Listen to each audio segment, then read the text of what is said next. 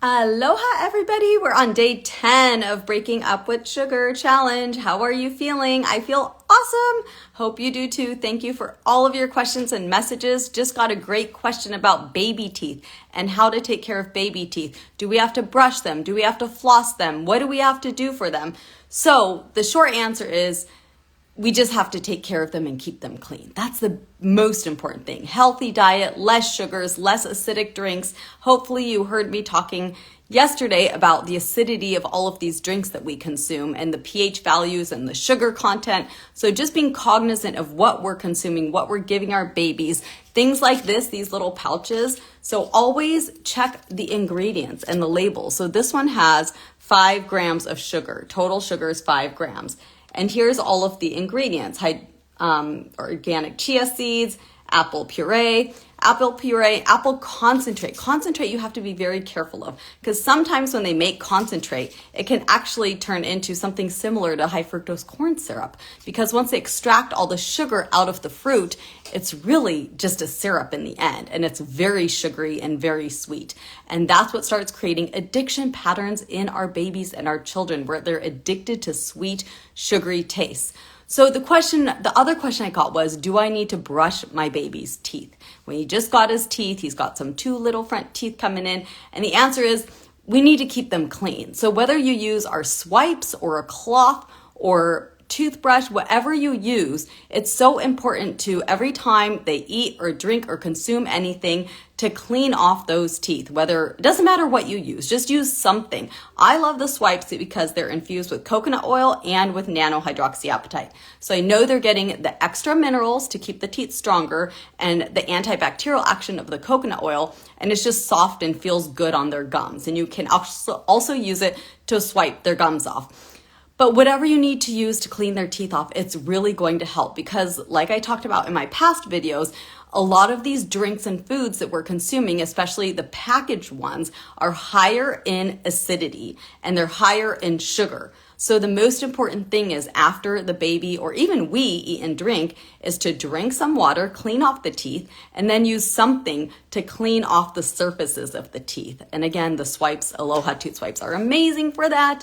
So then the other question was flossing. Yes, we do need to floss baby's teeth. Why is that? Because the teeth are just lined up like this, and we eat all these sugars and acidic things all day, and all of that stuff gets stuck between all of these little teeth, even the little baby teeth. And their enamel is a lot softer than our enamel. So their enamel is much more prone to cavities and to acid attack. So we really want to strengthen the enamel to the best of our ability, which is why I love hydroxyapatite.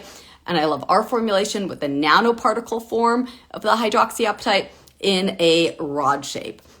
So yes, but when it comes down to flossing, you want to just get that floss between the teeth, clean out all of that plaque that's stuck between the teeth, and get it off of those baby teeth. Because if you don't use floss and you're not cleaning the teeth, it's going to get stuck in there. And trust me, I was doing hospital dentistry now for 16 years, and I've seen so many babies with cavities between those 2 little front teeth. You know, they stick up right here, those 2 little teeth come in, and yes, I see cavities on those teeth, and it's very difficult for us to restore them, to fix them. Can you imagine painting the nails of a 1-year-old? You know, it's the same thing doing teeth work. We have to numb them up, and then we have to drill it, and then we have to fill it. And they're not going to be cooperative for that, or it's very unlikely, right? So the best thing we can do is prevent all of these problems in our baby's teeth and our children's teeth. So like I said, brushing and flossing or swiping, every time we eat and drink, just cleaning off these surfaces. It's kind of like your car. If you drive your car through mud, do you just leave the mud there? Well, if you do, what happens? It gets stuck to the car, and it's so hard to clean it off, right? The best thing you can do when you drive through mud is get a hose and hose down the car. The same thing with teeth. When you eat a bunch of sugar and sweet things or acidic things, the best thing you can do is drink some water and clean them off, and use something with some friction, like the swipes or a toothbrush or a cloth, whatever, to clean off those teeth.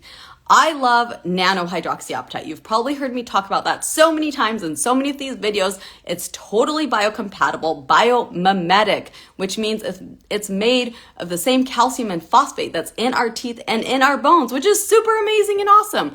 So, and it's different particle sizes, there's different shapes, there's different percentages. There's so much involved in hydroxyapatite that it's really important to know what kind of hydroxyapatite you're using, and also what are the other ingredients and the contents in the products that you're using, because there can be fillers and additives and things that can block the absorption of that particle that we want to be absorbed into the teeth to rebuild them, to regrow that enamel that has been demineralized.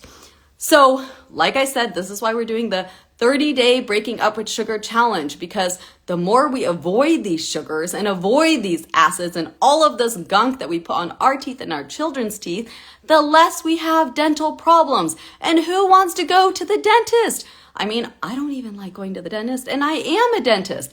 So, avoiding, prevention. So much in prevention. Water, less canned beverages, less juices, less packaged things like this. Instead of this, why don't you just get some fruit, blend it up if you have time? I know it's hard as a parent. We have so much going on, but if you can blend up some fresh fruit, add some chia seed, and make it fresh, and it'll be less acidic, it'll be less sugary, and it'll be healthier for our children. And the other question I got asked was, I didn't realize it, but my child is already addicted to sugar. And now we're at birthday parties, we're at all these events, and I can't say no. And every day I've gotten him in the habit of drinking either Capri Sun or a fruit juice. And I looked at the sugar content, and it's so much higher than I realized.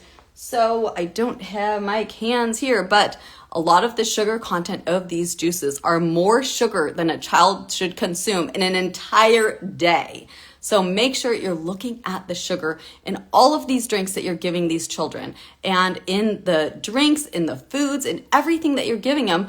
Read the labels, look at the sugar content, because that sugar that we're exposing them to, that we're giving them, they're going to start getting addicted, and they're getting used to that super sweet taste. So it's really great if we can taper that down. Maybe you don't go cold turkey. If they're already really into sugar and they need that sweet taste, instead of going from 60 to 0, maybe just taper it down. Try to sweeten with some honey, or try to sweeten with something else, or do some bananas. Bananas are amazing. They're so full of sugar, sweet sugar, and they have a lot of fiber. So it slows down the intake of that sugar into our body and gets metabolized easier than just pure high fructose corn syrup, right? So as much as you can, trying to avoid these things and giving our children and ourselves and our families and our loved ones just pure, clean foods, pure fruits and vegetables. And it doesn't have to take a lot of time. You know, if you can get fresh fruit, chop it up real quick and put it on the table, that's amazing. If you can look at bread and start buying bread that doesn't have sugar added to the bread, because most breads do. But I found one brand that I love called Ezekiel that does not have sugar added to it. So let me know what you think. Let me know if you're still on this challenge with me. If we're just starting today, that's okay. We're on day 10 of Breaking Up with Sugar, and I promise it's going to feel so great. If you haven't started yet, try to start with me. If you don't want to totally break up with sugar, then maybe just taper it down. Bring down the sugar consumption a bit and see the effects of it. See the effects on you, on your family, on your children. See how they feel eating natural sugars, more natural sugars, and less packaged prepared food. And let me know. And if you have questions, just message me. Message me 24/7. I'll try to get back to you as soon as I can. If I don't get back to you right away, I'll talk about it in one of these videos. And I'm always here for you. And I'm so happy to be doing these videos. So thank you for all of your support and encouraging me to keep speaking. Thank you for all of your questions. Thank you, Erin, for asking me all these great questions. And Emily, so grateful for your questions. And I will talk to you hopefully tomorrow or soon, okay?